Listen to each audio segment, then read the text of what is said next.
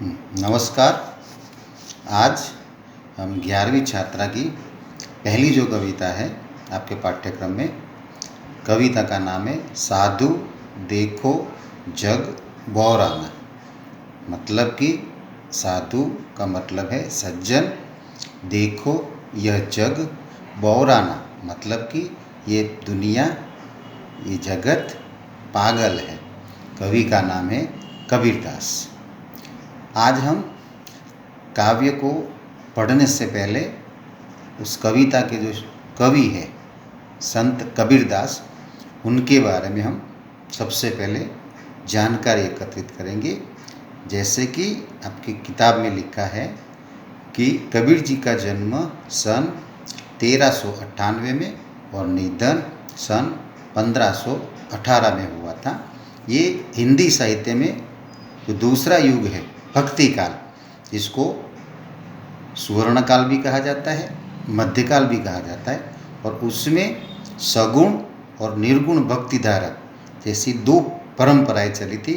और उसमें दूसरे नंबर की जो परंपरा थी निर्गुण संत परंपरा, उसमें कबीर सर्वोपरि माने जाते हैं। और निर्गुण का मतलब ये माना जाता है जिसमें किसी भी ईश्वर या अल्लाह की कोई साकार मूर्ति सामने न होकर उनका कोई ऐसा भाव या अनुमान या कल्पना जो निराकार है, किसी रूप के बिना जिनको हम मानते हैं, उसी धारा को निर्गुण धारा कहते हैं। और कबीर उस धारा के सबसे प्रमुख और सर्वोपरि कवि माने जाते हैं। उनका जन्म काशी, वाराणसी या आज हम जिसको बनारस कहते हैं, वहाँ पर हुआ था। ऐसा माना जाता है कि कबीरदास का जन्म जब हुआ था तब वो एक ब्राह्मण स्त्री के गर्भ से हुआ था। और ये भी लिखा गया है कि कबीरदास जन्म के समय उनकी माता विधवा थी, और इसलिए साहित्य में लिखा है कबीरदास एक विधवा ब्राह्मण के गर्भ से उनका जन्म हुआ था। और सामाजिक नियमों के डर की वजह से उस ब्राह्मण विधवा ने कबीरदास को जन्म के तुरंत बाद काशी की नदी में बहा दिया था। और वही बच्चा एक नीरू और नीमा नामक एक जुलाहा दंपत्ति, जुलाहा का मतलब जो कपड़े धोने का और कपड़े रंगने का काम करती है, बनाने का काम करती है, बुनकर का काम करती है, ऐसी दो पति पत्नी नीरू और नीमा जो कपड़े धोने के लिए उस नदी के पास गए थे। और वहीं पर इनको अचानक ये नदी में बहता हुआ बच्चा मिला था।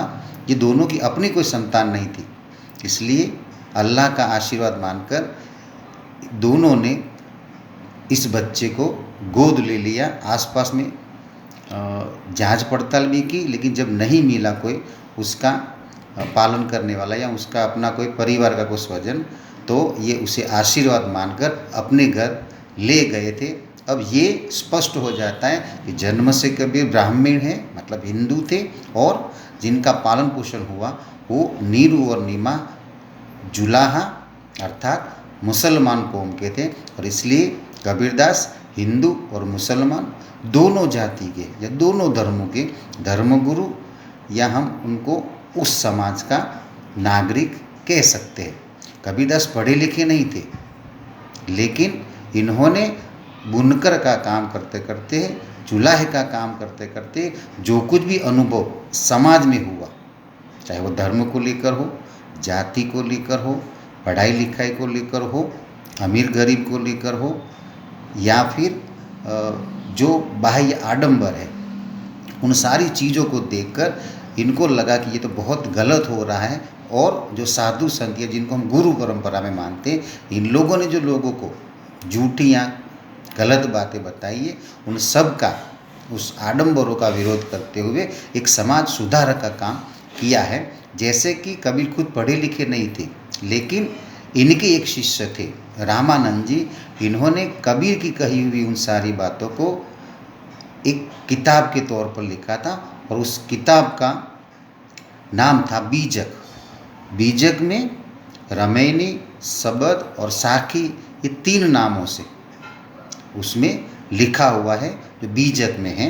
और बीजक में वो सारी बातें लिखी है जिसमें कबीर एक समाज सुधार के रूप में ईश्वर, अल्लाह, अमीर गरीब, समाज की कुरीतियाँ, जाति पाति, अंधविश्वास, आडंबर, मूर्ति पूजा, अवतारवाद और उस युग में जो धार्मिक संकुचितताएं थी उन सारी चीज़ों का बड़ी भरमार में विरोध किया है। इसलिए हम कबीरदास को समाज सुधारक भी कह सकते हैं। उनकी पत्नी का नाम लोई था और उनसे 2 संतानें हुई थी, कमाल और कमाली। कबीरदास ने इस पहली कविता में हमें जो सिखाया है, साधु देखो जग बोराना, वो अब हम इस वर्ग में दूसरे चरण में हम इस कविता का सार और उसका अर्थघटन करेंगे। धन्यवाद।